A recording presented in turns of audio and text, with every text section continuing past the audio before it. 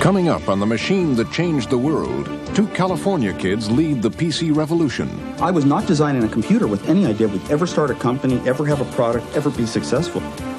But Apple Computer became the fastest growing company in history. Now smaller, faster, and cheaper, some people loved computers. Some hated them. The Paperback Computer, next on the machine that changed the world. Funding is made possible by Unisys, meeting the mission-critical information systems needs of business and government worldwide. At Unisys, we make it happen. And by the 90,000 members of the ACM, computer professionals advancing human capabilities through information technology. And the National Science Foundation.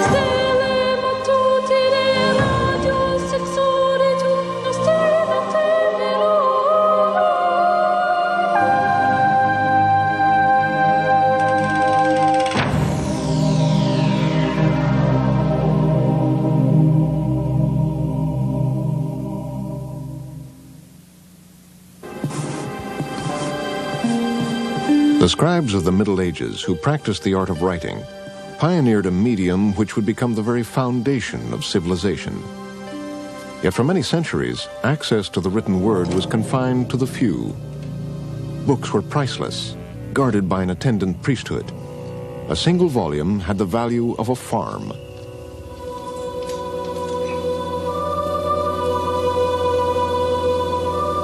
Even after printing was introduced, books remained large and expensive.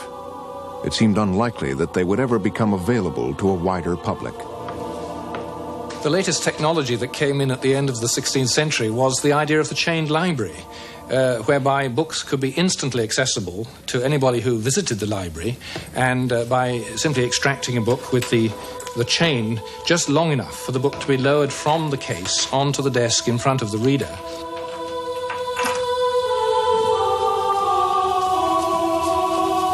And there the person could study the book as much as they wanted, with no fear of them being able to remove it.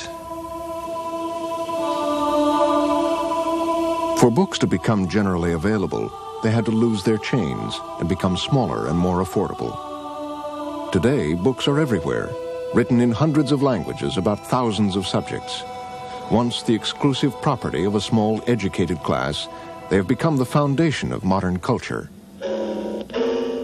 In the past few years, a competitor to the book has begun rooting itself in the culture of the young, the computer. But when the ancestors of the modern computer first appeared some 45 years ago, they too were fabulously expensive and controlled by a mathematical priesthood. The idea that computers would be commonplace seemed ludicrous, just as ludicrous as the idea that illuminated manuscripts could lead to the paperback book. Even mathematicians found computers very difficult to use. They had to prepare their programs in the arcane language of the computer, punch them onto tape or cards, and bring them to a computer center to be run. And it rarely worked the first time. Say, what's going on here? Something must be wrong with the oscilloscope. There was a skill set that you needed to have to be a really good programmer. You had to be very careful and meticulous and disciplined, because if you made even the smallest errors in syntax, if you misplaced a period or omitted a parenthesis, your entire program wouldn't run, and it would take hours. I just didn't have that kind of skill or patience, and so I found programming on the old big machines to be unbelievably frustrating, and I used to get really angry about it because I couldn't understand why the things weren't easier to use. I think it was bleak. A human being having to punch holes in lots of cards and keep these cards all straight, and then take this deck of what might be hundreds and hundreds of cards to a computer, and you go away and you come back the next day and find out that your program executed up until card 433, and then it stopped because you left out a comma. So you take your deck of cards, and you go back and you fix that, and you go back to the computer again, and this time the program got to card 4006, and it stopped because you forgot to punch a O instead of a 0 or some other stupid reason. I think it was bleak. I think it was dehumanizing. This Stanford student film parodied the tyranny of early programming. Unable to get his job done, this frustrated student decides to end it all. If programmers were driven to suicide by computers, what chance was there for ordinary people ever using them?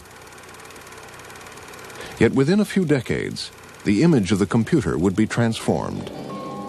Like the book, it would get smaller, cheaper, and become so easy to use that millions would become literate in the new medium. We're going to show you a man actually talking to a computer in a way far different than it's ever been possible to do before. Surely not with his voice. No, he's going to be talking graphically. He's going to be drawing, and the computer is going to understand his drawings. And the man will be using a language, a graphical language that we call Sketchpad, that started with Ivan Sutherland some years ago when he was busy working on his doctoral degree. In an era when almost everybody thought computers were only for crunching numbers, a young graduate student, Ivan Sutherland, used clever software to make the computer manipulate engineering drawings.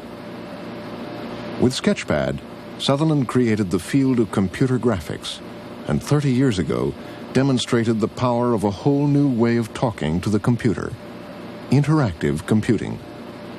But would anybody listen? We were off to a fabulous start in 1960 with Ivan Sutherland's Sketchpad, one of the most extraordinary programs ever written. And the amazing thing to me is that this did not start a vast movement. In fact, it just stood there as an example that people would gaze at. They'd look at the movie and say, yeah, gee, well, that's very inspirational. And then they'd go back and do exactly what they were doing, which had nothing to do with interactive computing, because there wasn't any interactive computing. If every one of us does our job well, it'll all go very interesting. A few years later, another visionary, Doug Engelbart, appealed to his colleagues to change the way they thought about computers. In a spectacular demonstration, he showed off a series of brilliant innovations, including a pointing device called a mouse. I don't know why we call it a mouse. Sometimes I apologize. It started that way, and we never did change it. Decades ahead of his time, Engelbart had given a glimpse of what was to come. Doug Engelbart is the single most important person in the history of computing, and it's shocking how few people have actually heard of him. It would be as if we all use electricity and light bulbs, but nobody had heard of Thomas Edison.